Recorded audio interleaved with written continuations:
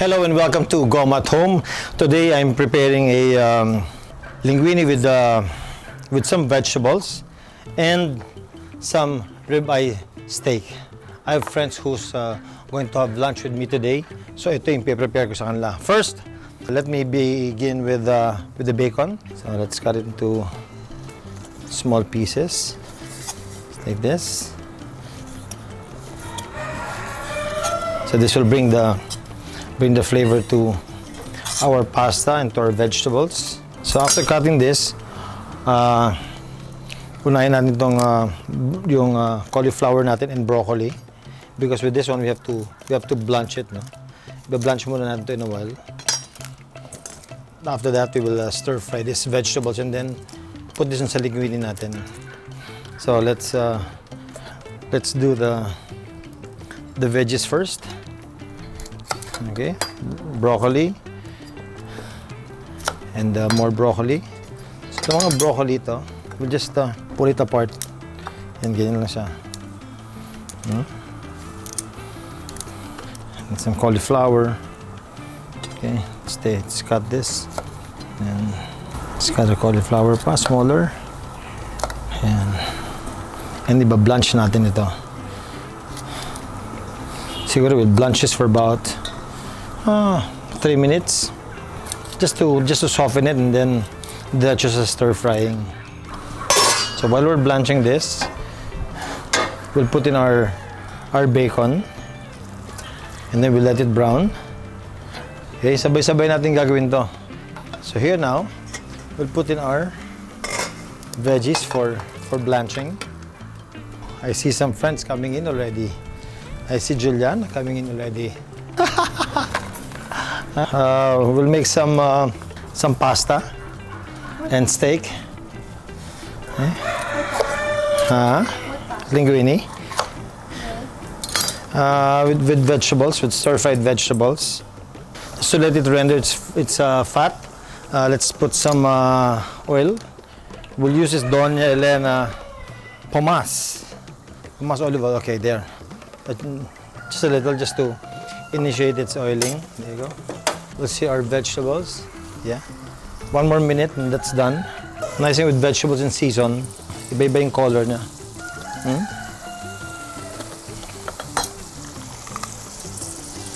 You have pepper, Zucchini, sa Bisaya, tawag ni atsal. Okay. Then we'll cut it into strips. See that? And then cut it into cubes. There you go. The nice thing with vegetable cooking is that lahat mabilis. So yung binablanch natin doon kanina, we can already take it out, pull it out. This same boiling water, dito na rin natin lulutuin yung linguine natin. And then just let this boil. Let's put this there. More veggies. Okay. And we'll get some zucchini. Just the way to peel it, yun lang. Diretso lang yan. You don't have to peel it 100%. Kahit may maiwan na konti doon, okay lang. Once this bacon is done, ilalagay na natin lahat ng vegetables natin dyan. The zucchini, cut it there.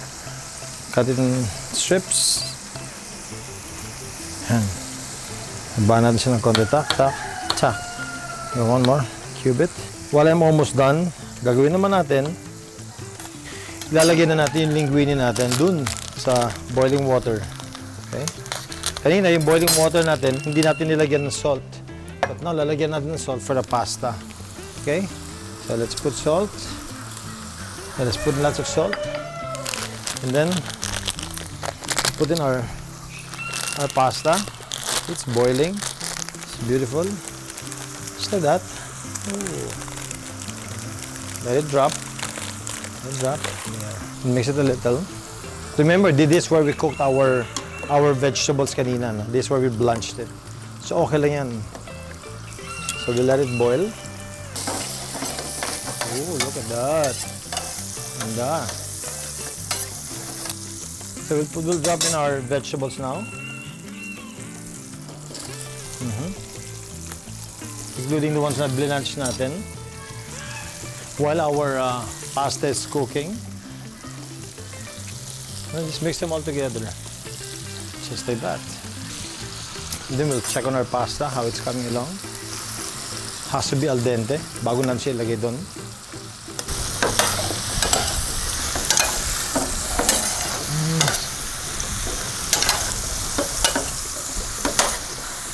There you go.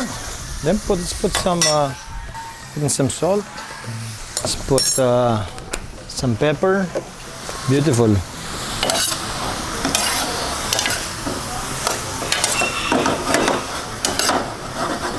Okay, let's close this for a while.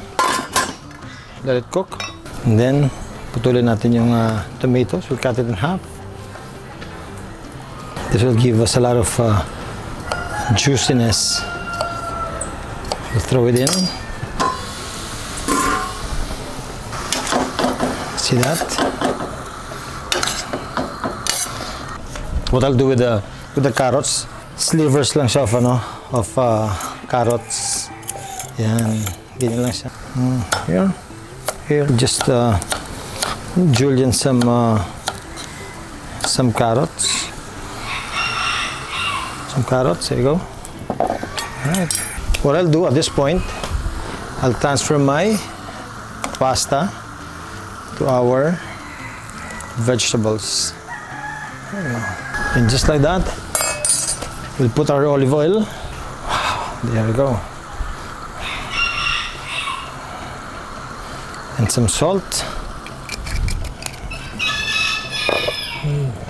What's nice about olive oil is the taste of olive oil itself, no? And then the health benefits of olive oil as compared to just regular oil.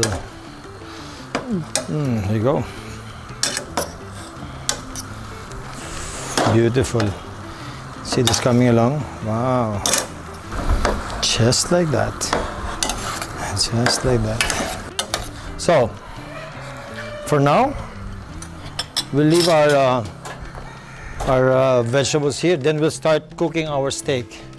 We'll grill this. Put in lots of salt. It's okay to put a lot of salt kasi habang ginigrill mo to, so lalabas yung juice niya. Eventually, sasama rin yung ibang salt niya. So it's okay to put in a lot of salt. And then we'll put in lots of pepper. Yeah, there you go. And more pepper. On the other side, we'll also salt it. Lots of salt. And lots of pepper. Okay.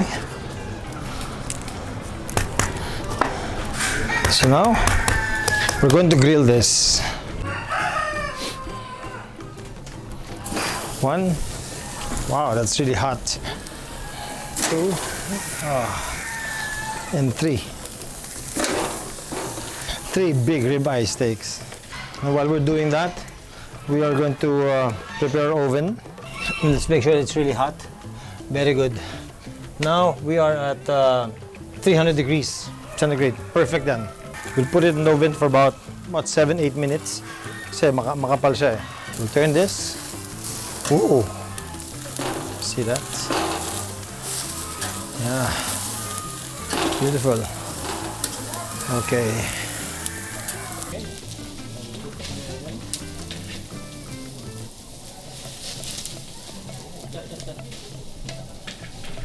We'll drop this in the oven for about 6 minutes.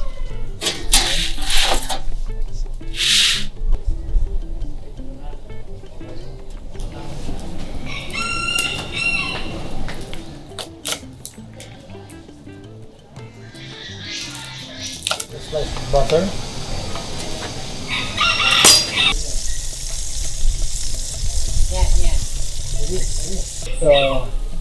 Put our rosemary, some garlic. Go. Sulod inside. Wow, it's so hot. Take 2 slices of butter. Put it on top. Here we go. Just like that. And then a few more minutes and we're done. Steak now. Ooh, smells so good.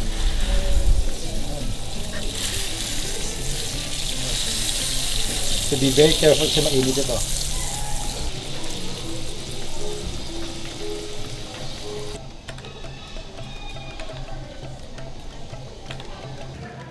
pasta. Lots of Parmesan cheese. There you go.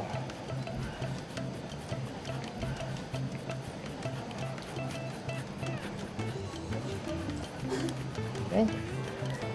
Okay, let's go. Let's serve the food. All right. Once your steak is rested, we'll slice it. Okay.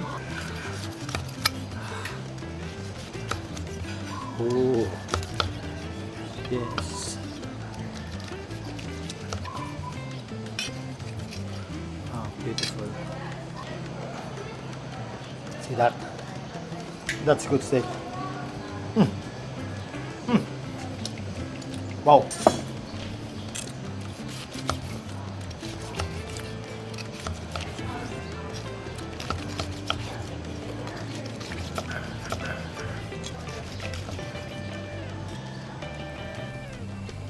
Perfectly cooked medium rare steak. Wow, beautiful, beautiful. Okay.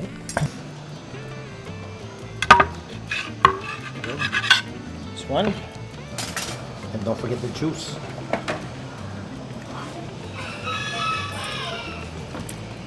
So these are linguine with mixed vegetables and Parmesan cheese with our ribeye steak. Thank you so much for staying with me here in Goma at Home. I'll see you next week. Don't forget to check on my YouTube channel all the time, like and subscribe, and do not forget to press on the notification bell, okay? Thank you so much. This is Richard Gomez in Goma at Home. I'll see you. Bye. All right.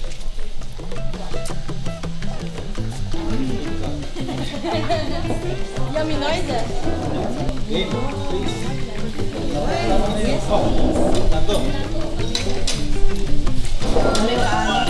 Imagine the cauliflower is a